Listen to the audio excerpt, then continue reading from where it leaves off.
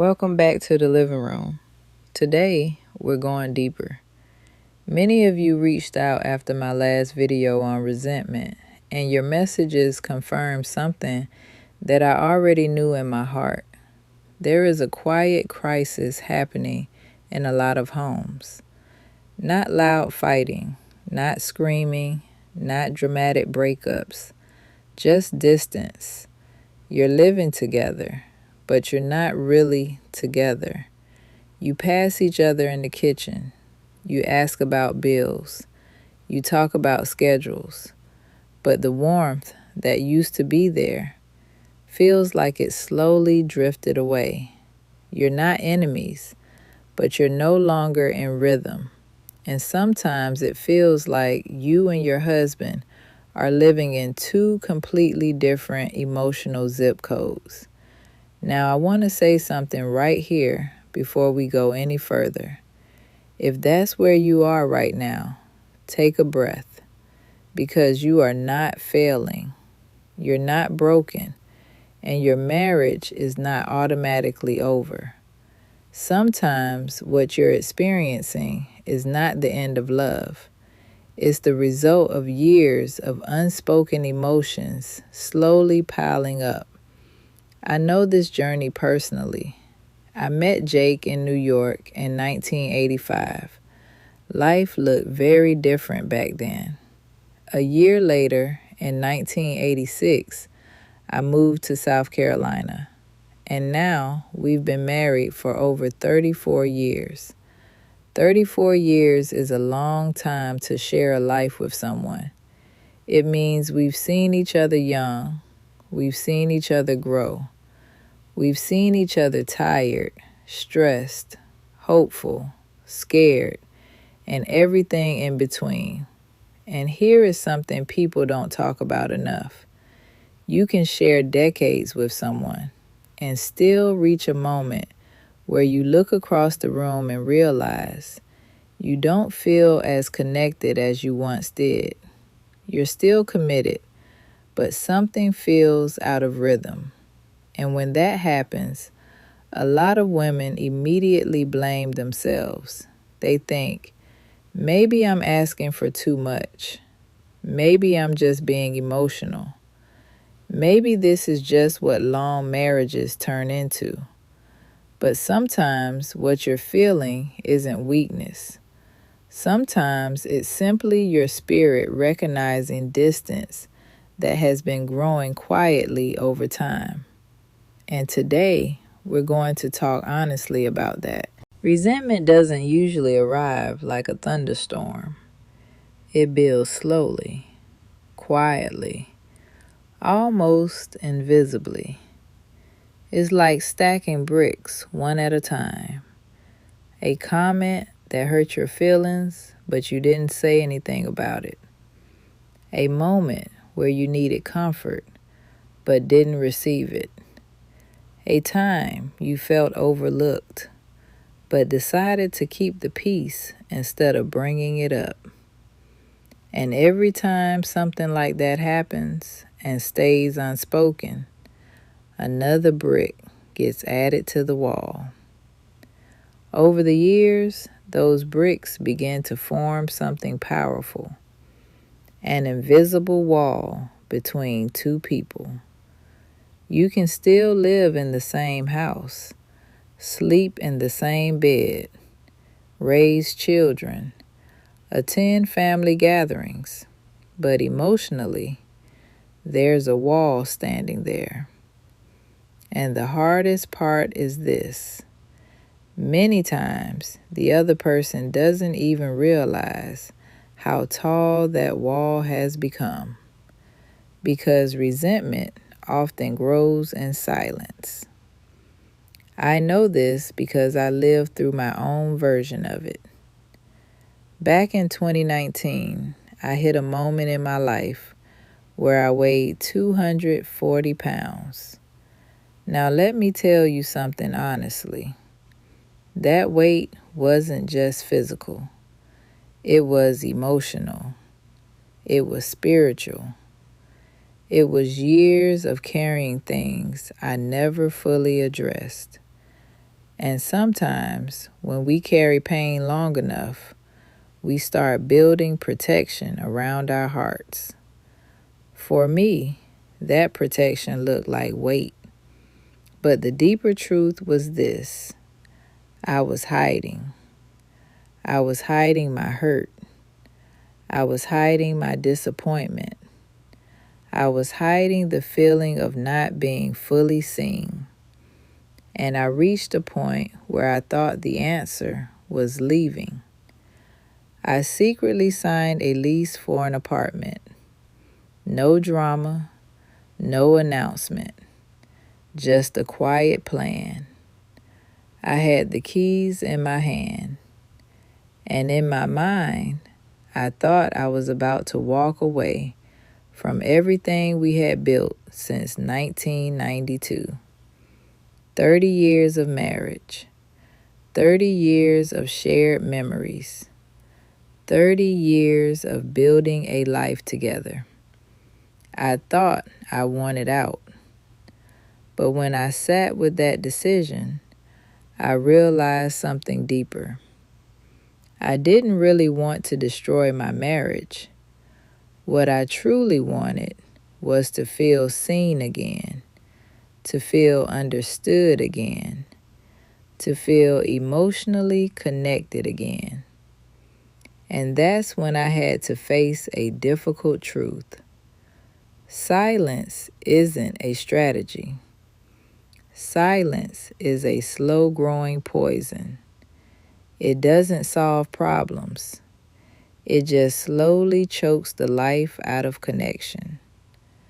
And many marriages today aren't collapsing because people stop loving each other. They're struggling because too many important feelings stayed unspoken for too long. So once that wall starts forming, how do you take the bricks down? Not overnight, not with one conversation, but slowly and intentionally. The first step is this: soften the atmosphere. Many people underestimate how powerful the emotional climate of a home really is. Your tone, your reactions, your body language, all of those things create the environment people feel when they walk into a room. If the atmosphere is filled with tension, sighs, sarcasm, and irritation, people naturally pull away from that. But if the environment feels calm and emotionally safe, people are more willing to move closer. Now let me be clear. Softening the atmosphere doesn't mean pretending everything is perfect. And it doesn't mean suppressing your feelings. What it means is choosing maturity over reaction. Instead of snapping, instead of rolling your eyes, instead of letting frustration control the room, you slow things down. You create space for calmer communication. In many ways, your tone becomes the thermostat of your home. When the atmosphere cools down emotionally, people feel safer coming back into the room. The second step is something I call the I feel bridge. Most arguments begin with blame. You always do this. You never listen. You don't care. But those types of statements immediately put the other person on defense. And once people go into defense mode, communication usually shuts down. Instead, try something different. Try speaking from your own experience. For example, I've been feeling a little far apart lately. I miss the rhythm we used to have. I miss laughing together. Do you see the difference? You're not attacking, you're inviting. You're opening a door instead of starting a fight. This isn't weakness. This is emotional leadership. It's choosing communication that actually builds bridges instead of reinforcing walls. And the third step is something very small but incredibly powerful. Micro connections. When relationships feel distant, people often think they need a giant conversation to fix everything. But real reconnection usually happens through very small moments. Eye contact, a sincere smile, a real hug instead of a quick pat on the back, sitting down together without phones, laughing at something small. These moments might seem simple, but they slowly rebuild emotional familiarity. You reconnect the spirits first, before you try to fix the schedule, the responsibilities, or the deeper conversations. And over time, those small moments begin to chip away at the wall that resentment built. When I began softening my own heart, something unexpected happened. The atmosphere in our home started to change. Not overnight, not dramatically, but gradually. The tension eased, the distance softened, and I realized something very important. My resentment had been stealing more than just peace in my marriage. It had been stealing my joy, my health, my emotional freedom. And when I started releasing that resentment, I began reclaiming parts of myself that had been buried for years. Life has a way of testing what truly matters. For us, that test came through cancer. And when that battle arrived, we didn't have to fight through years of unresolved bitterness first. We had already started tearing down the walls. We had already done the work to reconnect. So when the storm came, we faced it aligned instead of divided. And that experience taught me something I now share with every woman who listens. Your peace matters. Your emotional health matters. And you are not powerless in shaping the atmosphere of your own life. If something in your spirit shifted while listening today, pay attention to that. Sometimes that quiet feeling inside is simply your heart recognizing truth. It's your signal that something needs attention, and something can change. You are not invisible. You are not insignificant.